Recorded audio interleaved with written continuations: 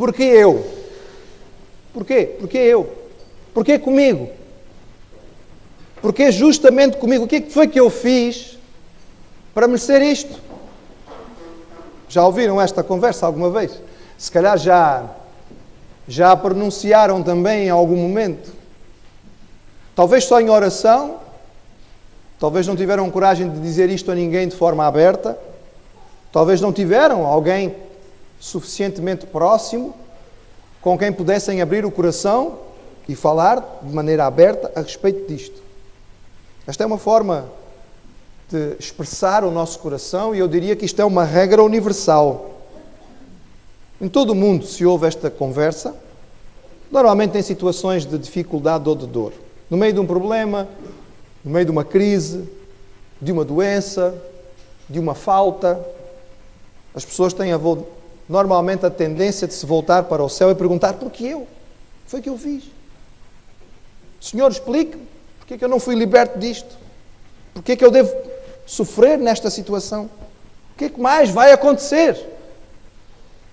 É onde a autocomiseração, ou seja, o olhar para nós e nos acharmos coitados, toma conta de nós e pode nos levar muitas vezes à depressão.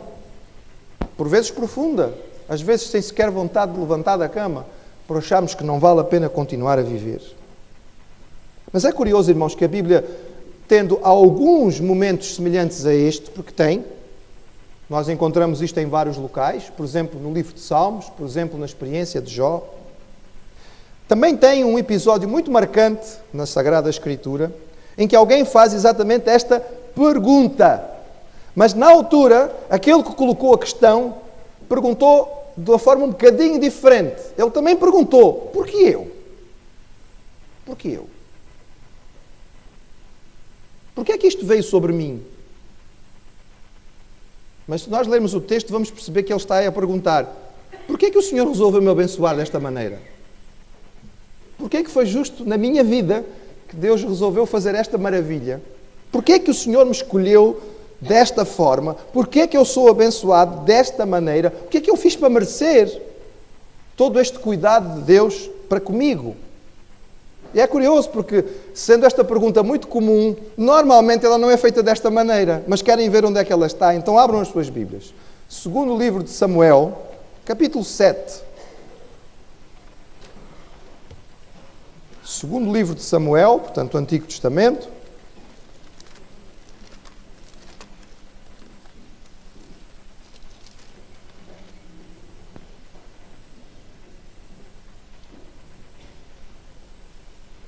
Nós vamos ler a partir do versículo 18,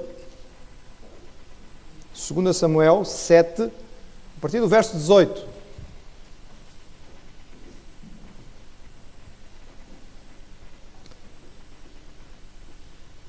E o texto diz o seguinte, 2 Samuel 7, verso 18.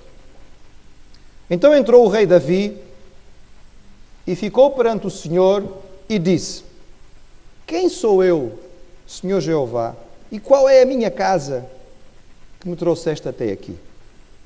Ainda não foi pouco aos teus olhos, Senhor Jeová, senão que também falaste da casa de teu servo para tempos distantes? É este o costume de Deus para com os homens? E o que mais te falará ainda Davi? Pois tu conheces bem a teu servo, ó Senhor Jeová. Por causa da tua palavra e segundo o teu coração fizeste toda esta grandeza, fazendo-a saber a teu servo. Portanto, grandioso és, ó Senhor, porque não há semelhante a ti. Não há outro Deus senão só tu, segundo tudo o que temos ouvido com os nossos ouvidos. Quem há como o teu povo, como Israel, gente única na terra, a quem Deus foi resgatar para seu povo e fazer-lhes um nome e fazer-vos estas grandes e terríveis coisas para a tua terra diante do teu povo que tu resgataste do Egito, desterrando as nações e os seus deuses? E confirmaste ao teu povo Israel por teu povo para sempre, e tu, Senhor, te fizeste o seu Deus? Agora, pois, ó Senhor, esta palavra que me falaste acerca de teu servo e acerca da sua casa, confirma para sempre, e faze como tens falado. E engrandeça-se o teu nome para sempre, para que se diga: o Senhor dos exércitos é Deus sobre Israel, e a casa de teu servo será confirmada diante de ti. Quem sou eu? Porquê eu? Porquê comigo. O contexto é conhecido, irmãos. Davi tinha se tornado rei de Israel e tinha estabelecido a sua capital em Jerusalém. E ali ele construiu um palácio. Palácio naquele tempo, se calhar não é o palácio que nós podemos imaginar hoje, mas de qualquer maneira era um palácio. Era bem melhor do que as casas comuns. E um belo dia, Davi está andando no seu palácio e aquilo bate no seu coração. Aquele seu coração sensível. Coração de poeta. E ele disse assim, como é que eu posso morar numa casa destas e a arca do Senhor, que marca a presença de Deus, está numa tenda? Não pode ser. Vamos construir um templo. Os outros povos todos, onde eu andei peregrinando, as outras nações, os filisteus, os moabitas, os amonitas, todos têm templos bonitos, a deuses que não fazem nada, e nós temos um Deus poderoso que fez tanto por nós, e não temos um templo para o nosso Deus. Vamos construir um templo. Vamos construir um templo. Ele mandou chamar o profeta Natã. Disse, olha, Deus colocou no meu coração, eu acho que foi Deus que colocou no meu coração, eu não posso continuar a morar numa casa destas e a arca está numa tenda. E o profeta ficou entusiasmado e disse, isto agora vai correr bem, olha, faz conforme está no teu coração. Não perguntou a Deus, o profeta ficou entusiasmado, presumiu que isto seria bom, e Davi disse, não, vamos construir um templo. E Natã mal se foi embora, Deus falou com Natã e disse, da cá, rapaz, quem foi que te mandou dizer a Davi que era para fazer aquilo que ele queria? Eu, por acaso, disse-te alguma coisa? Não, agora, para aprenderes, primeiro tens que perguntar a mim, voltas lá e dizes ao rei, olha, desculpa rei, mas eu falei da minha cabeça. Não era esse o propósito de Deus. Deus está a mandar dizer-te que não é para construir templo. Deus mandou dizer a Davi, não vais construir. Tua mão está suja de sangue, foste um guerreiro. Lutaste muitas guerras, mataste muita gente. Não, o teu filho vai construir. Mas olha, o Senhor, a dizer a Davi, eu fiquei feliz por isto ter surgido no teu coração. Eu fiquei feliz pelo desejo que surgiu no teu coração. Então quero dizer-te uma coisa, Davi. Além de ter-te feito rei, além de ter-te dado todas as vitórias, além de ter colocado-te a ti sob o trono sem qualquer tipo de adversário, além de ter feito com que todos os povos vizinhos tenham respeito e te admirem e sejam vassalos de Israel, além de tudo isto, ainda quero dizer-te mais. Quero que tu saibas que o teu trono vai permanecer para sempre. Que a tua dinastia não vai ter fim. Que sempre haverá um filho descendente de Davi sob o trono.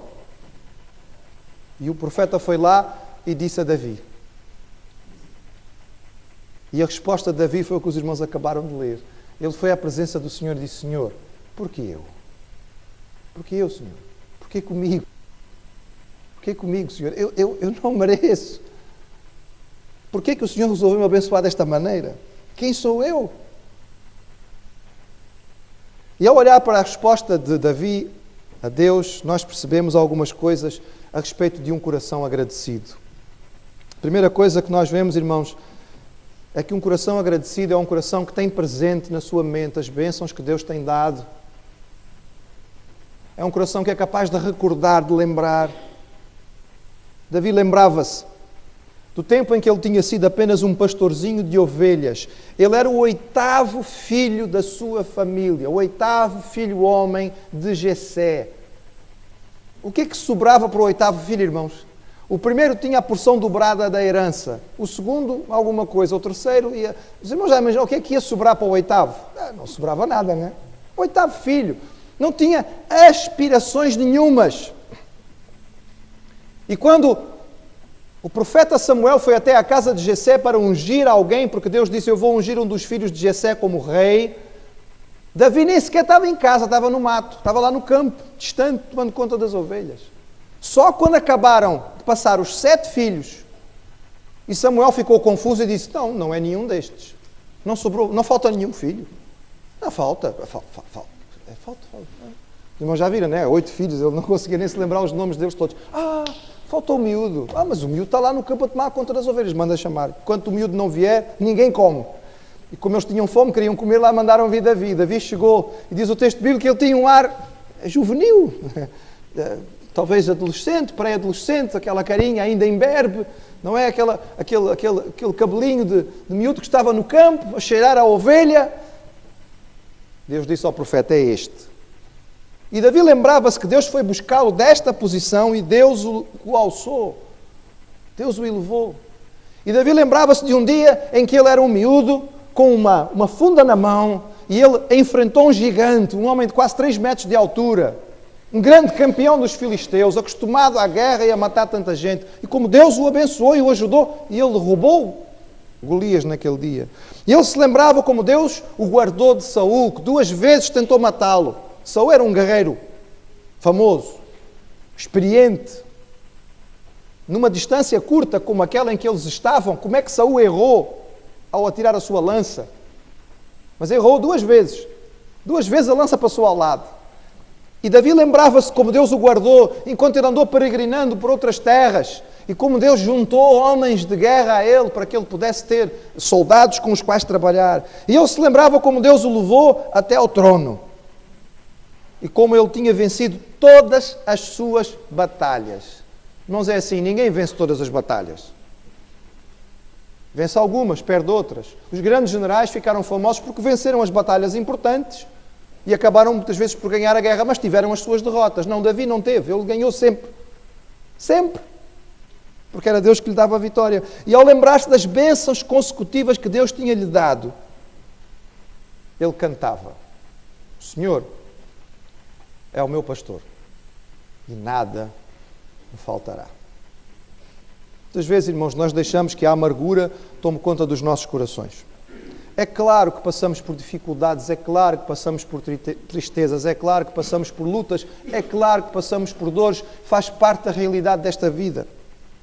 Mas nós perdemos tantas vezes e com facilidade o foco das maravilhas que Deus fez por nós, de como Ele já nos protegeu, já nos abençoou, vezes sem conta mostrou o seu cuidado, através de coisas pequenas e de coisas grandes. E quando nós nos lembramos, e quando nós paramos para recordar o amor de Deus por nós, e as suas bênçãos, temos a tendência de deixar que as nuvens negras dos problemas se fechem sobre nós e nós ficamos tristes e deprimimos e nos esquecemos da adoração. Corações gratos são corações que lembram as bênçãos, que recordam a presença do Senhor, que guardam aquilo que Ele fez de bom. Mas corações gratos, irmãos, são corações que olham para si mesmo e reconhecem a sua verdade, quem eu sou realmente. Os irmãos repararam na primeira pergunta do versículo 18 que Davi faz ao Senhor? É assim, ele neste momento é o rei de Israel. É o homem mais importante. Ele não somente foi o homem mais importante neste momento, mas ele ficou como o homem mais importante da história de Israel, depois de Moisés, em termos de liderança. Até hoje, se os irmãos olharem para a bandeira de Israel, os irmãos têm no meio da bandeira de Israel uma estrela. É a estrela de Davi. Davi é o paradigma, é o exemplo, é o rei perfeito, o guerreiro ideal, o grande general. Era um homem realmente significativo. Mas quando Deus lhe dá a sua bênção, a primeira pergunta que ele faz ao Senhor é: quem sou eu? Quem sou eu? Quem sou eu? Davi tinha um coração grato a Deus, irmãos, porque ele não perdia de vista quem era. A sua subida na vida, a sua exaltação ao trono não tinha-lhe subido à cabeça. E quão raro isto é! Um rei vitorioso, um general vencedor de todas as batalhas, um nome que ia entrar para a história e que ia se tornar lenda. No entanto, ele não perdia de vista que era um homem comum, que não tinha nada de extraordinário se não fosse a graça de Deus. Ele não deixava que o seu coração se exaltasse demais. Ele escreveu um salmo, o Salmo 131. Os irmãos não precisam abrir, ouçam. Em que ele diz assim: Senhor, o meu coração não se elevou, nem os meus olhos se levantaram. Não me exercito em grandes matérias, nem em coisas muito elevadas para mim. Certamente que me tenho portado e sossegado como uma criança junto à sua mãe. A minha alma está como uma criança desmamada. Espera, Israel, no Senhor, desde agora e para sempre. Este homem que tinha esta posição tão elevada, ele escreve este salmo dizendo assim: Senhor, eu sei quem sou. Não vale a pena eu querer gastar a minha cabeça com coisas que eu não consigo entender. Eu não fico tentando compreender todos os mistérios daquilo que tu fazes e deixas de fazer. Ó Senhor, eu estou contente de estar junto a ti, como uma criança que está no colo da sua mãe, está sossegada. Ela não pensa no amanhã, não tenta explicar a vida, nem os problemas. Ela está ali aconchegada, certa de que está protegida e ela está tranquila. E é isso que eu faço, Senhor, porque eu sei quem sou. Olha, irmãos, com que facilidade nós nos deixamos engrandecer. Qualquer coisa nos sobe a cabeça. Logo achamos que somos alguma coisa. A nossa tendência maior é nos compararmos com aqueles que estão à nossa volta, que estão abaixo de nós. Sempre. E achamos que somos melhores. Como o famoso fariseu que foi ao templo orar e disse: Senhor, obrigado porque eu não sou como este publicano que está aqui, coitado pobre, a vida que ele vive. Não, eu sou uma pessoa religiosa, cumpridor. Há uns meses atrás, houve uma comoção na sala de espera do consultório onde eu trabalho. Uma jovem, atriz de novela, eu nem sequer sei qual é o canal, mas eu confesso porque não é algo que eu assista. Vinha para uma consulta e então as atendentes, as recepcionistas estavam entusiasmadíssimas a conversarem, a quererem tirar selfies junto com aquela jovem, a pedirem autógrafos. E depois, por fim, ela entrou na consulta. Irmãos, eu não vejo novela. Se me falarem dos nomes dos atores mais conhecidos, eu não sei quem são. Eu confesso aos irmãos que eu não fazia a mínima ideia quem era aquela jovem. A mínima ideia. Eu tratei-a exatamente como trato todos os doentes. De forma cordata, respeitosa, atenciosa. A minha função é profissional. Eu sou médico, ela é uma paciente.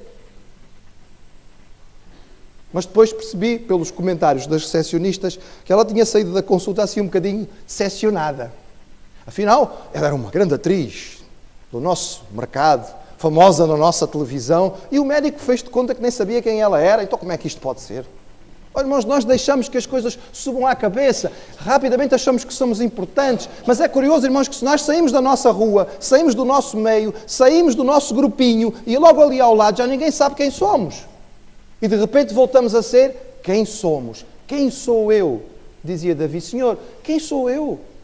Quem sou eu? Não sou nada. Logo, o coração é um coração agradecido. Porque um coração agradecido olha para si mesmo e sabe se colocar no seu lugar certo. E daí percebe que todas as bênçãos são graça de Deus. Mas olhando para este texto, irmãos, nós vemos que Davi não somente olhava para si e reconhecia quem era, mas ele olhava para Deus e reconhecia quem Deus era. Senhor, Tu és grandioso. Senhor, quem é como Tu? Por acaso esta é a maneira como Tu tratas os homens? Os homens não merecem esse tratamento de Ti, mas é assim que Tu nos tratas. Isso é extraordinário, Senhor. No Salmo 8 ele tinha dito: ó Senhor, Senhor nosso, quão admirável é o Teu nome em toda a terra. Pois puseste a Tua glória sobre os céus, ordenaste, admirável é o Teu nome em toda a terra, puseste a Tua glória nos céus e ordenaste força da boca das crianças e dos que mamam, por causa dos Teus inimigos.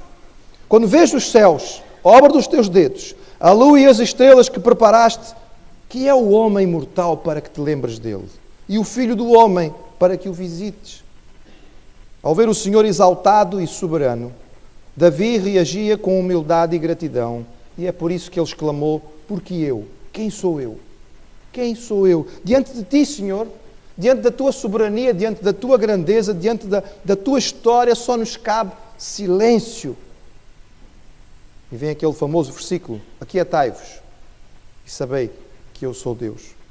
Que visão temos nós do Senhor? Que visão temos nós do Senhor? Se o vemos como um Deus menor, que deve servir as nossas necessidades, então vou passar a vida a reclamar. É o que eu verifico naqueles que são adeptos da teologia da prosperidade. Acham que Deus como que tem que fazer as coisas, não é? São pessoas que acham que podem orar reivindicando. São ensinados pelos seus líderes a declarar: eu declaro. Irmãos, é assim, eu acho que é uma questão do tamanho do Deus de cada um. O meu Deus não aceita que eu declare nada, irmãos. O meu Deus é soberano. Ele é soberano sobre a terra. Ele está acima de todas as coisas. Ele não aceita declarações minhas. Ele declara e eu obedeço. Se for sábio, se tiver juízo, se for capaz de perceber e entender e me submeter de forma humilde àquilo que Ele orienta. Mas há aqueles que têm um Deus menor, realmente o seu Deus é pequeno, eles podem dar ordens ao seu Deus. Se eu vejo Deus como um Senhor distante, esquecido, que no fundo não consegue lidar com as minhas lutas e as minhas dificuldades, então é provável que eu passe a vida a reclamar. Se eu vejo Deus como um Deus pequeno, ultrapassado pelas minhas adversidades e pelas lutas da vida humana, é provável que eu passe a vida a reclamar.